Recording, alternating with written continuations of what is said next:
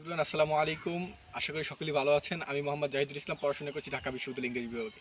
So আজকে আমি আপনাদের মাঝে ইংলিশ স্পোকেন একটি ইন্টারেস্টিং টপিক নিয়ে আলোচনা করব, যেটি হলো আমরা প্রায়শই ব্যবহার করে থাকি যে তাকে সুন্দর দেখায় অথবা তাকে সিংহের মতো দেখায়। এই ক্ষেত্রে আমরা ইংলিশ ব্যবহার করে থাকি।